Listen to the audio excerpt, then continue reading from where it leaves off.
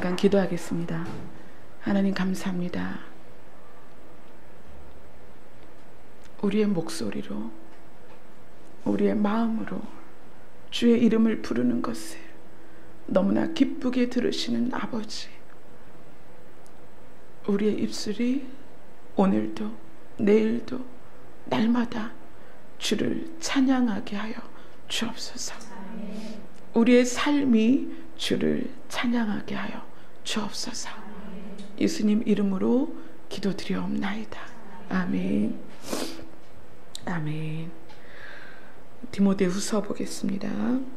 디모데후서 1장 6절로 8절입니다.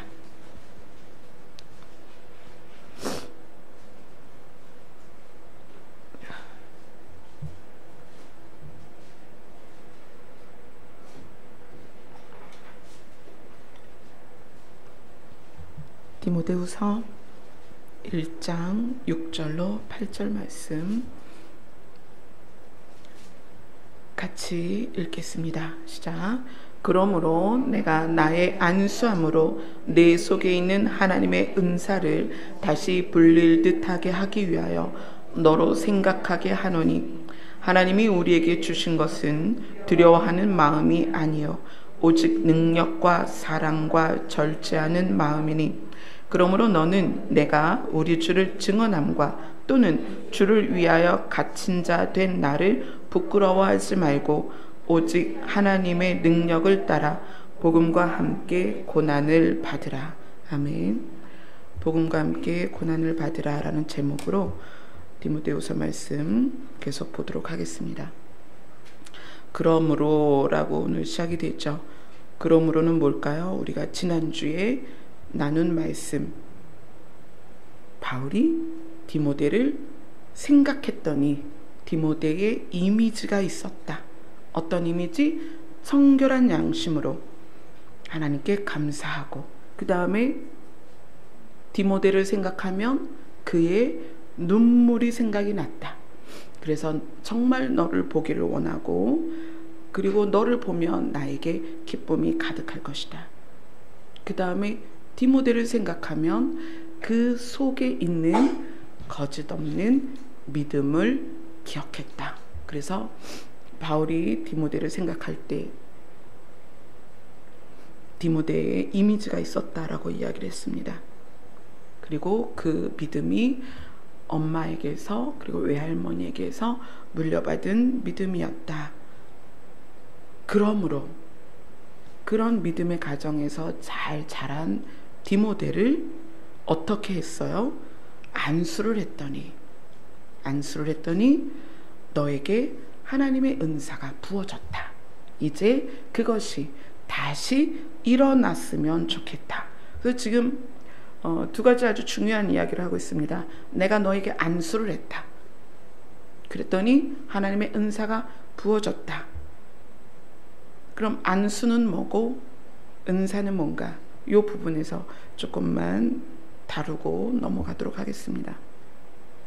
안수는 사전적인 의미로 보면은 손을 얻는다, 그거예요. 손을 얻는다. 근데 이 손을 얻는 거에는 성경은 여러 가지 이유들로 쓰였습니다. 예를 들어서 구약에서는 제사를 드리기 위한 제물로서 어떤 것을 가져왔을 때, 그게 소든 양이든 비둘기든 한 줌의 에바든 뭐 이렇게 고운 가루 이렇게 한 에바든 무엇이든 간에 그것에 손을 얹으면 죄가 그 제물에게 전가가 됩니다.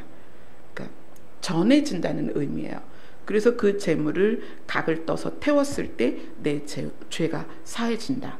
또 대리자, 내가 이 사람에게 손을 얹어서 나 대신 어떤 걸 시행하게 할 때 내 권위를 이 사람에게 주는 거예요. 그때 손을 얹었습니다. 또 상속, 아버지가 자기에게 있는 어떤 영적인 것이든 육적인 것이든 내가 가지고 소유한 것을 자녀에게 물려줄 때 또는 종에게 물려줄 때 손을 얹어서 물려줬습니다. 상속의 의미, 흐름의 의미. 그래서 손을 얹는다는 것은 흘러가는 의미가 있습니다. 그래서 정말 아들같이 사랑한 디모데에게 손을 얹었다. 안수를 했다. 그랬더니 무엇이 부어졌다? 하나님의 은사가 부어졌다. 그래서 그것이 이제 다시 불릴 듯 했으면 좋겠다. 네 안에. 그럼 우리는 이제 은사에 대해서 여러 가지 알고 있는 것들이 있죠. 보통은 우리가 표면적으로 알고 있는 은사들이 능력에 관련된 은사들입니다. 그래서 병을 고치든지 또 예언을 하든지 또 구제를 하든지 아니면 내 생명을 불 가운데 지나가게 하든지 뭐 이런 여러 가지 믿음에 관련된 은사들이 있습니다. 근데 제가 초기에 은사를 구하고 또 은사가 임하고 나타나고 할 때에는 능력에 관련된, 그래서 드러나고 보여지고 사람들이 알게 되는 그런 은사에 집중되어 있었습니다. 그런데 바울이 디모데에게 말한 은사를 우리는 그 내용을 살펴봐야 돼요. 7절에 보면 7절을 같이 읽겠습니다. 시작. 하나님이 우리에게 주신 것은 두려워하는 마음이 아니요 오직 능력과 사랑과 절제하는 마음이니. 그래서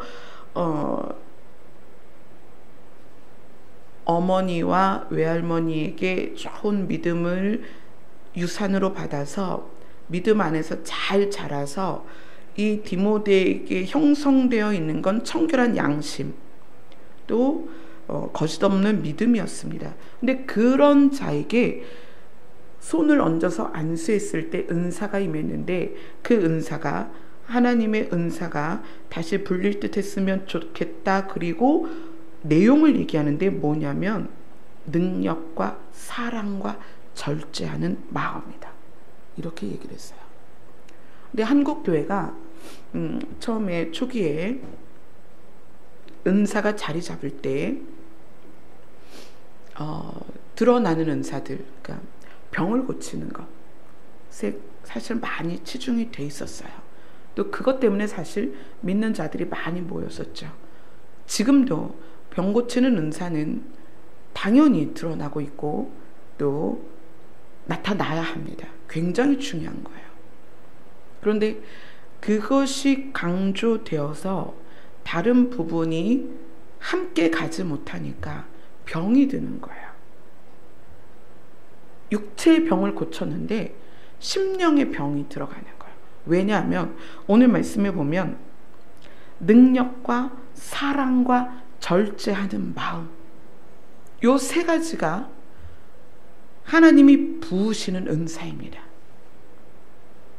뭐라고 그랬어요? 능력, 사랑, 절제하는 마음. 능력은 권능 또는 파워, 힘, 그런 걸 말합니다.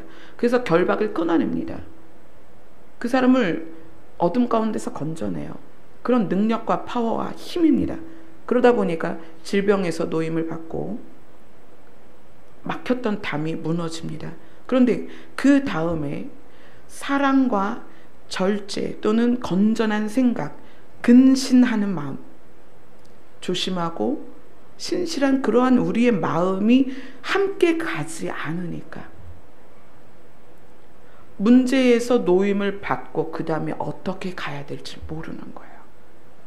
그래서 바울이 내가 너에게 손을 얹었더니 하나님께서 너에게 하나님의 영을 부으셔서 은사가 임했는데 무엇이냐면 능력과 사랑과 절제야. 이것이 네 안에서 계속 불일듯, 불은 어떻게 돼요? 번지고 강해지거든요. 계속 그랬으면 좋겠다라고 이야기를 합니다.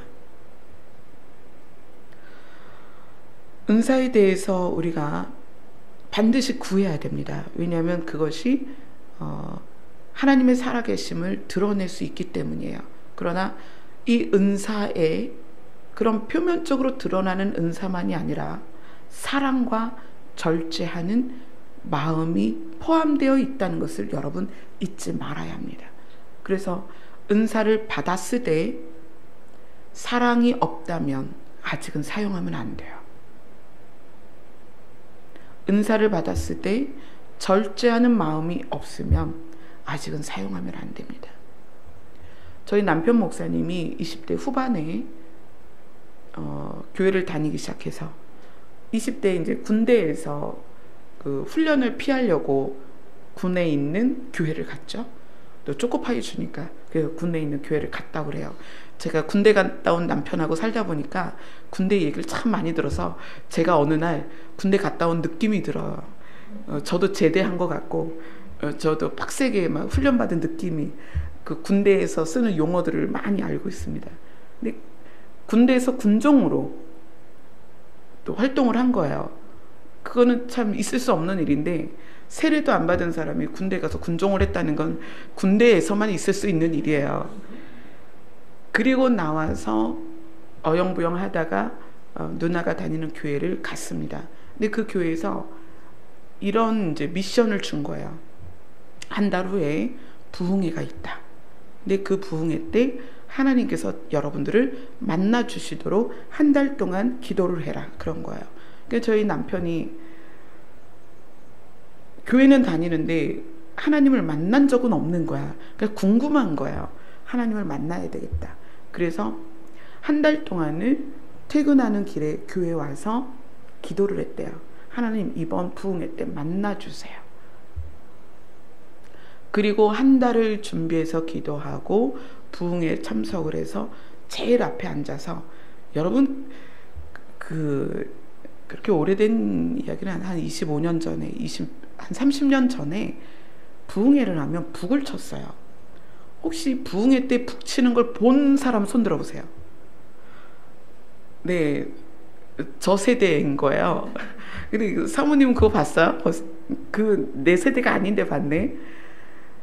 제가 어렸을 때 부흥회를 가면 저희 아버지께서 워낙 건장하시니까 큰 북을 가슴에다 딱 매요.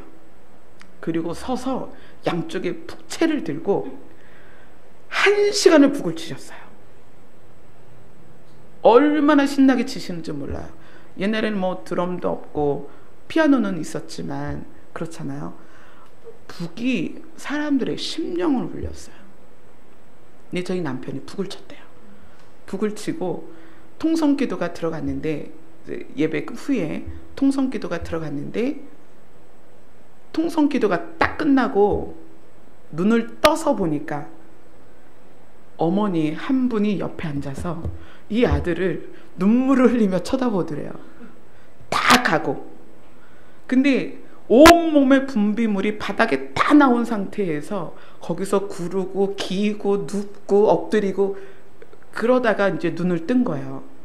그러니까 어머니만 그 아들이 미친 줄 알고 앉아서, 아이고 내 아들이 이걸 어떡하나 그러고 다 돌아간 자리에서 그렇게 하나님을 만나고 그 자리에서 각종 은사가 다 임한 거예요. 눈이 열려서 환상을 보고 사람들의 마음이 보이고 그 다음에 그들의 생각이 들리고, 그래서 그런 얘기를 하더라고요. 여러분 이거 얘기하면 찔리는 사람이 있을 거예요. 예배 끝나고 목사님 맨 앞 저기 나가서 서 계시잖아요. 저도 쑥스럽지만 지금은 그렇게 해요. 문을 딱 열고 축도 후에 문 열고 거기서 이제 인사를 하는데, 성도들이 목사님 은혜 받았어요. 그리고 마음으로는 오늘 진짜 설교 재미없었어 이런대요. 근데 누구야? 웃는 사람들 지금 뭐 찔리는 거예요. 목사님 은혜 받았습니다. 그리고 마음으로는 오늘 설교 정말 재미없었어. 맨날 그 소리가 그 소리야. 뭐 너무 졸렸어. 이런 마음의 소리가 다 들리더라는 거예요. 그리고 이제 성도가 성도끼리 인사하면서 어머 오늘 정말 예쁘세요 이렇게 할 수 있잖아요. 여자분들이 많으니까. 찔리는구나. 어머 오늘 옷이 정말 예뻐요 그러면서 진짜 촌스럽다 막 이런 그런 마음의 소리가 다 들리는 거예요. 뭐 이제 예를 들어서 오늘 머리 헤어스타일 정말 좋아요 그러면서 뒤돌아서서 야 저 머리에 도대체 돈 주고 했을까 막 이러면서 얘기하는 것들을, 그러면서 남편이 부어진 은사들을 주체할 수가 없는 거예요. 실제로 안수 집사님 한 분이 팔이 어깨가 탈골이 돼가지고 맞추긴 했는데 이게 자꾸 탈골이 되면서 습관성 탈골이 되니까 많이 아프신 거예요. 그래서 와가지고 그때 남편이 청년회 회장이었어요. 청년회 발단식을 어떻게 했냐면 동네 후배들 다 모아가지고 내가 이제 교회를 다니게 됐는데 회장을 하래. 그래서 내가 청년회 회장이 됐다. 내가 회장이 됐는데 너희들 우리 교회 안 다니면 안 돼. 그걸 모았대요. 그래가지고 발단식을 해야 되니까 야 우리 청년회 이제 시작을 하는데 어디서 할까? 그래서 한강 강변으로 갔대요. 강변에 갔는데 이제 봉지 까만 봉지에다가 여러 병을 사가지고 아세요? OB라고 써 있는 거. 그 여러 병을 사가지고 까만 봉지에 담아서 그 땅콩하고 그 오징어하고 사갖고 가서 쫙 깔아놓고 야 내가 교회 다닌 지는 얼마 안 됐지만 회장이다. 한 잔씩 해라. 그렇게 예, 청년회를 시작을 했다고 그러더라고요. 그래서 자기가 청년회 회장이 된 거예요. 그래서 사명감을 갖고 정말 교회에서 열심히 봉사를 했어요.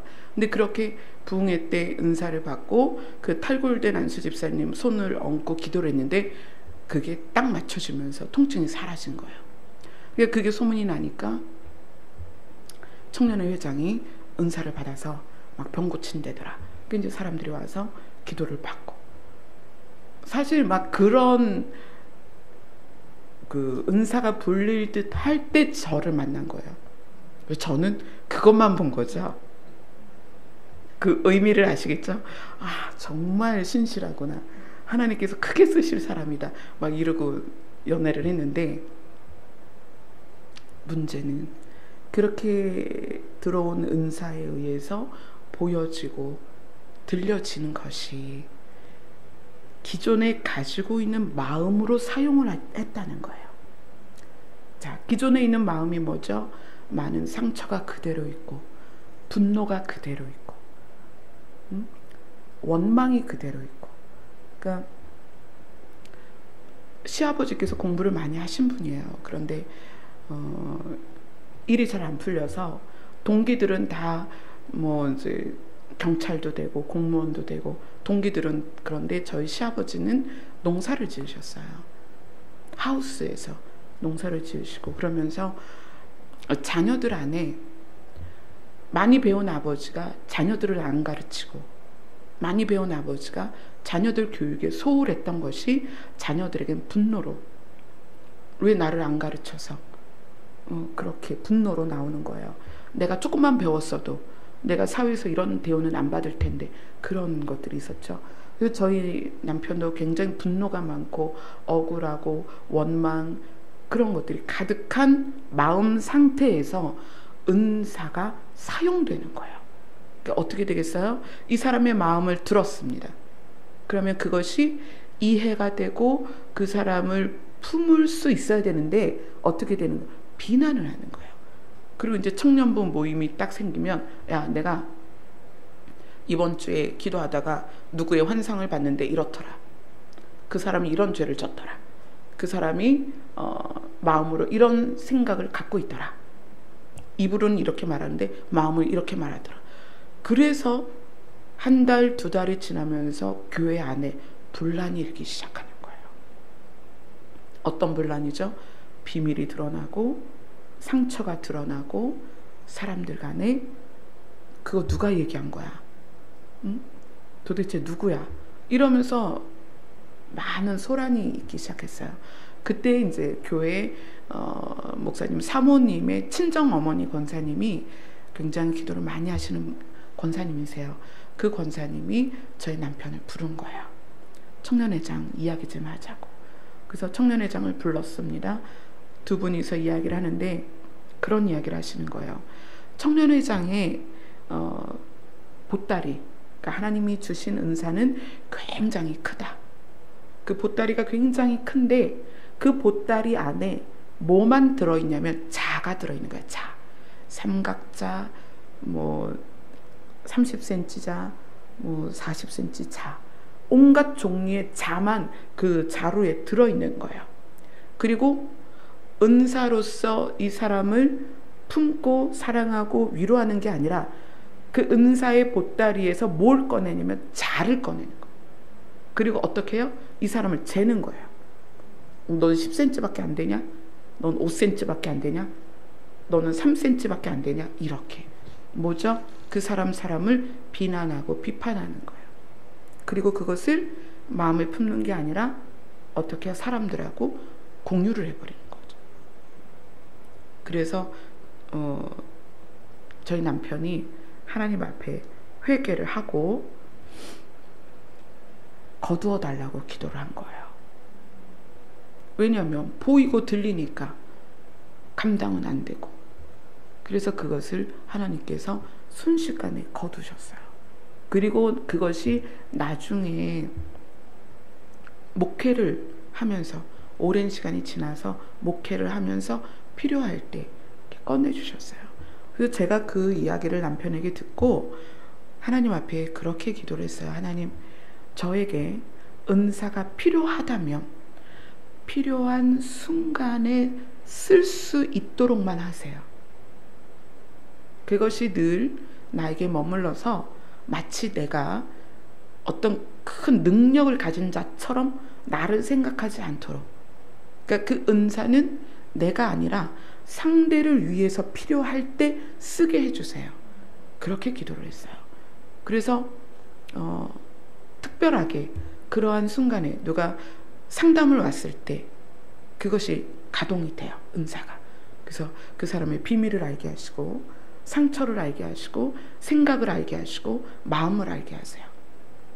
그리고 어떤 경우는 이제 근데 그 꿈이 하나님께로부터 온 거라면, 그것이 그 의미를 그 사람이 알아야 한다면, 그래야 그 사람에게 유익이 된다면 그때 해석을 주세요. 그러니까 저한테 꿈 가지고 오지 마세요. 꼭 필요한 것만 해석이 됩니다. 모든 꿈을 다 해석하지 않아요.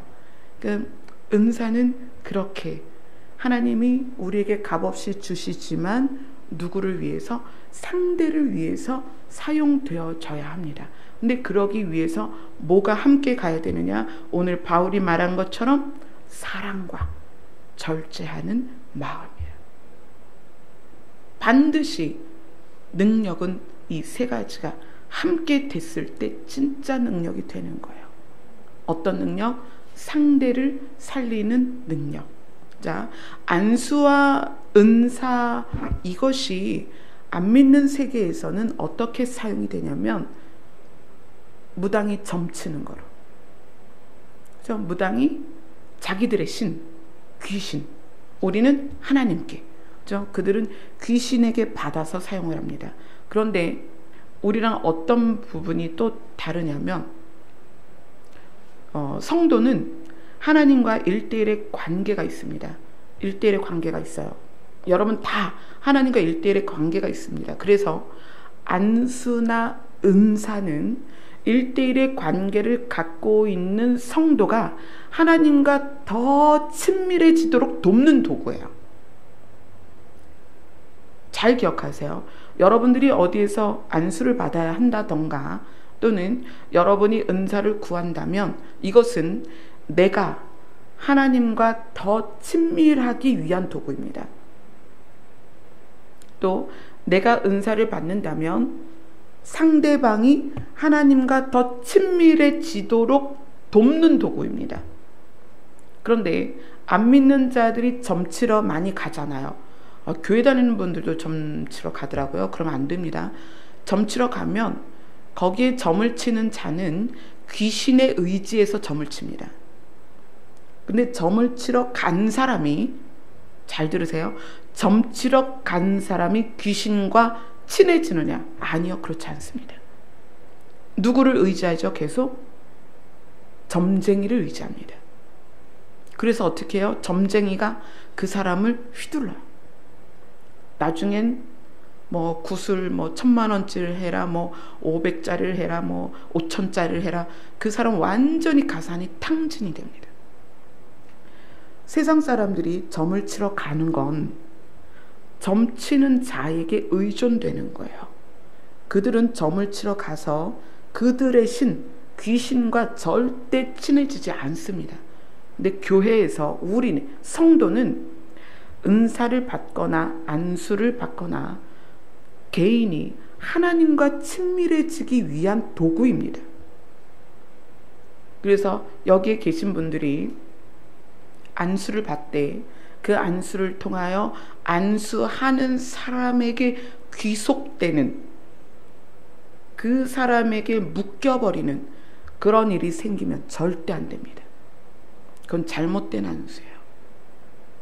안수해주는 사람이 자기가 안수를 해주면서 예언을 하면서 나에게 이 사람을 묶으려고 한다, 내가 이 사람을 움직이려고 한다, 잘못된 겁니다.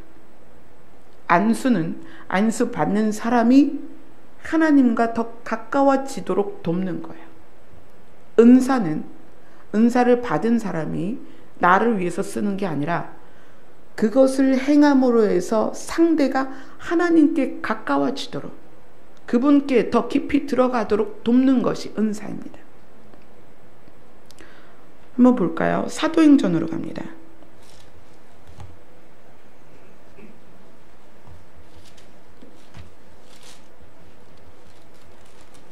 사도행전 8장입니다.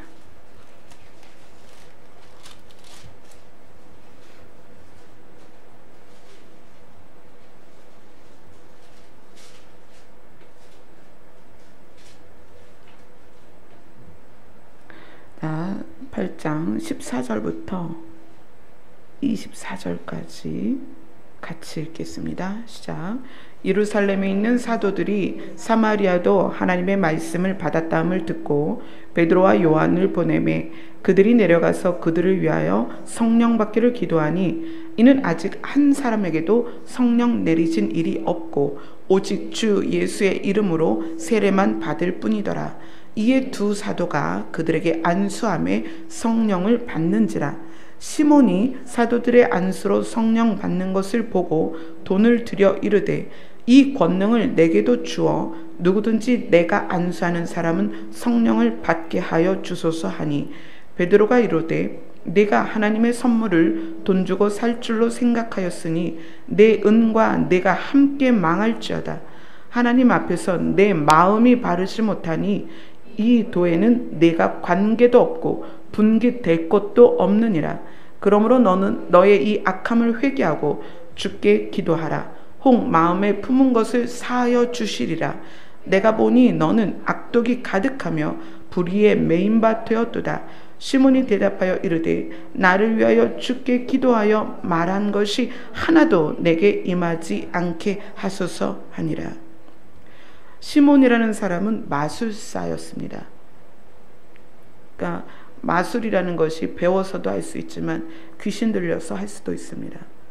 그리고 시몬은 돈을 많이 번 사람이에요. 귀신을 사용하든 배워서 마술사를 하든 자기를 위해서 한 거예요. 여기에서 두 사도는 베드로와 요한은 그들에게 안수하고 성령이 임하게 했습니다. 베드로와 요한이 돈 벌려고 한 게 아니에요. 그들이 유명해지려고 한 게 아니에요. 거기에 있는 사마리아에 있는 사마리아 사람들이 성령 받고 구원 받고 하나님과 가까워지게 하려고 안수를 했다는 얘기예요. 그리고 성령이 임했습니다. 시몬이 나도 그런 능력이 있었으면 좋겠다. 그걸 돈 주고 살려고 합니다. 그걸 통해서 자기는 명성을 얻고 자기도 유명해지고 야 이거 돈이 되겠는 거야. 만약에 교회 안에서 안수를 하거나 은사를 행함에 있어서 그것이 사역자가 돈을 위해서 하는 거라면, 자기의 명예를 위해서 하는 거라면, 또 어떤 사람들을 나에게 귀속시키려고 그것을 행한다면 마술사 시몬과 똑같은 사람이에요. 그래서 그렇게 얘기하죠. 베드로가 뭐라고 그래요? 네 마음이 바르지 못하다. 네 마음이 바르지 못하다. 여러분, 은사는 반드시 그 능력과 사랑과 절제하는 마음이 함께 있어야 됩니다. 그래서 여러분들에게 이제 보편적으로 우리가 이제 우리 교회는 특히 이제 중보하는 교회다 보니까 중보를 위해서 주시는 은사들이 있습니다. 꿈 또는 환상 또는 감동, 이런 것들이 있어요. 이런 것들을 사용할 때 정말 그를 사랑하는 마음인 걸 보셔야 됩니다. 그리고 그것을 중보함에 있어서 여러분의 마음의 자세를 보셔야 됩니다. 태도, 내 태도가 바르지 못하면 멈춰야 됩니다. 그리고 어떻게 해야 돼요? 다시 주님 앞에 나아가야 돼요. 그래서 이 마음이 바르지 않은 상태에서 하나님과 뭐라고 얘기해요? 네가 이 복음과 관계도 없다, 또 받을 분기도 없다, 이렇게 이야기를 합니다.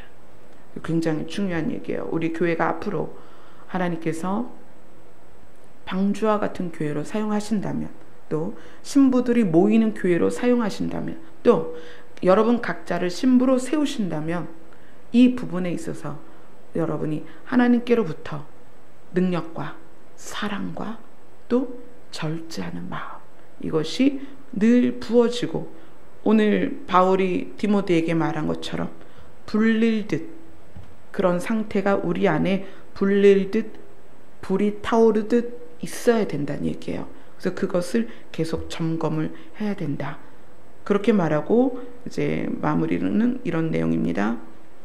그러므로 너는 내가 우리 주를 증언함과 또는 주를 위하여 갇힌 자 된 나를 부끄러워하지 말고, 바울의 상태에 대해서 흔들리지 마라. 복음을 전하다가 예수님을 증거하다가 감옥에 갇힌 것을 보고 마음이 흔들리지 마라. 여러분, 환경에 의해서 여러분 마음이 흔들리지 않아야 됩니다. 앞으로 정말 힘든 일 많이 있을 것입니다. 난리와 난리의 소문이 있을 것입니다. 그것이 우리 주변에서 일어날 것입니다. 또 내가 그 난리의 당사자가 될 것입니다. 그러한 가운데에서 마음이 흔들리지 말고, 어떻게? 오직 하나님이 주시는 능력으로서 내가 지켜야 될 복음과 함께 고난을 받으라. 여러분, 복음 때문에 고난 받을 각오가 되어 있는지 보세요.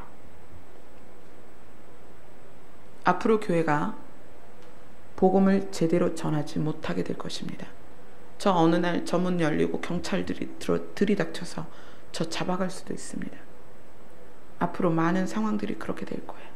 그러면 오늘 이 이야기, 디모데가 모든 걸 다 갖추고 있는 좋은 사역자인데, 정말 인품도 좋고 영성도 있고 정말 가정에서 잘 자란 엘리트 같은 사역자인데, 그 사역자를 향해서 디모데에게 말하는 거예요. 복음과 함께 고난을 받으라. 고난받는 것 당연하다, 이렇게 지금 이야기를 하는 것입니다. 로마서 한번 봅시다. 로마서 8장입니다.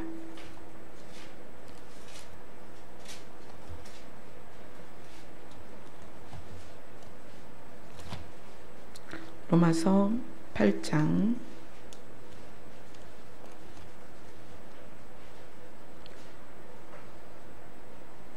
17절입니다. 같이 읽습니다. 시작. 자녀이면 또한 상속자 곧 하나님의 상속자여 그리스도와 함께한 상속자니 우리가 그와 함께 영광을 받기 위하여 고난도 함께 받아야 할 것이니라. 그리스도인의 고난이 뭘까요? 제가 여러분에게 예수 그리스도를 옷 입는 것은 신비로운 것이다 라고 얘기했습니다. 그 신비가 세상 사람들이 볼 때에는 말도 안 되는 거예요. 어리석은 거예요. 미련한 거예요. 광적일 수도 있어요. 치우쳤다고도 볼 수 있고요. 미쳤구나 이렇게 볼 수도 있습니다. 우리에겐 신비롭고 영광스러운 신분이고 영광스러운 몸이고 영광스러운 모습이지만 세상은 그렇지 않습니다. 그런데 세상이 정하는 법들이 믿지 않는 사람에 의해서 믿지 않는 사람들의 기준으로 자꾸 바뀌어가고 있어요. 우리나라가 33인이 우리나라를 세워갈 때는 그 중에 대부분이 믿는 사람들이었습니다. 그래서 우리나라 애국가가 작곡되고 그것이 불려질 때 뭐라고 나와요? 그 가사 안에 하나님이 보호하시는 나라라고 고백이 되어졌습니다. 그래서 대한민국 국민이 모두가 한결같이 나라를 위해서 애국가를 부를 때 하나님이 보호하시는 나라라고 불렀습니다. 우리나라가 세워질 때 그랬습니다. 그러나 지금은 하나님이 계시지 않고 하나님을 믿지 않는 사람들이 법을 만들어 가면서 하나님을 믿을 수 없는 법을 자꾸 세워가고 있어요. 그래서 믿는 자들이 믿음을 지켜가는 것이 이제는 고난을 동반하게 되었다는 거예요. 그럼 뭐예요? 이제 우리가 각오를 해야 되는 거예요. 근데 오늘 말씀에 이 고난을 받는 우리가 반드시 무엇에 의하여 고난을 받아야 되느냐? 하나님의 능력으로, 하나님의 능력을 따라서 복음과 함께 고난을 받으라. 복음에 의한 고난을 견뎌내고 이길 수 있는 건 하나님의 능력뿐입니다. 하나님의 능력이 우리에게 임해야 복음을 통한 고난을 우리가 이겨낼 수가 있어요. 그걸 한번 베드로전서에서 한번 봅시다. 이것만 보고 마치도록 하겠습니다. 베드로전서 4장 12절에서 19절입니다. 4장 12절부터 19절 같이 읽겠습니다. 시작. 사랑하는 자들아, 너희를 연단하려고 오는 불시험을 이상한 일 당하는 것 같이 이상히 여기지 말고 오히려 너희가 그리스도의 고난에 참여하는 것으로 즐거워하라. 이는 그의 영광을 나타내실 때에 너희로 즐거워하고 기뻐하게 하려 함이라. 너희가 그리스도의 이름으로 치욕을 당하면 복 있는 자로다. 영광의 영 곧 하나님의 영이 너희 위에 계심이라. 너희 중에 누구든지 살인이나 도둑질이나 악행이나 남의 일을 간섭하는 자로 고난을 받지 말려니와 만일 그리스도인으로 고난을 받으면 부끄러워하지 말고 도리어 그 이름으로 하나님께 영광을 돌리라. 하나님의 집에서 심판을 시작할 때가 되었나니 만일 우리에게 먼저 하면 하나님의 복음을 순종하지 아니하는 자들의 그 마지막은 어떠하며 또 의인의 겨우 구원을 받으면 경건하지 아니한 자와 죄인은 어디에 서리요. 그러므로 하나님의 뜻대로 고난을 받는 자들은 또한 선을 행하는 가운데 그 영혼을 미쁘신 창조주께 의탁할지어다. 고난을 두 가지를 이야기해요. 삶을 잘못 살아서 받는 고난이 있고 그리스도인으로 복음에 의한 고난이 있다는 거예요. 삶을 잘못 살아서 받는 고난은 관계 안에서, 물질 안에서 여러 가지 고난들이 있습니다. 여기서 보면 살인을 직접 죽이는 것뿐만 아니라 미워하는 것도 마찬가지예요. 남을 미워하는 것으로, 또 도둑질하는 것, 악하게 행동하는 것, 남의 일을 간섭하는 것. 남의 일을 간섭하는 게 되게 여러 가지입니다. 부부 사이에서도 이게 있을 수 있어요.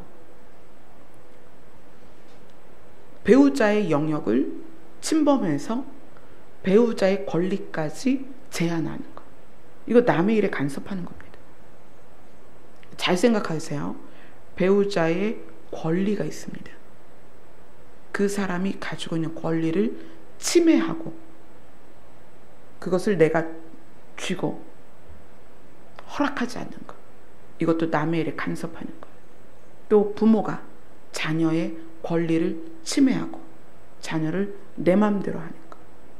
자녀가 부모의 권리를 침해하고 내 맘대로 하는 것. 이 모든 것이 남의 일에 간섭하는 것입니다. 그런 걸로 인해서 고난이 뒤따라온다는 거예요.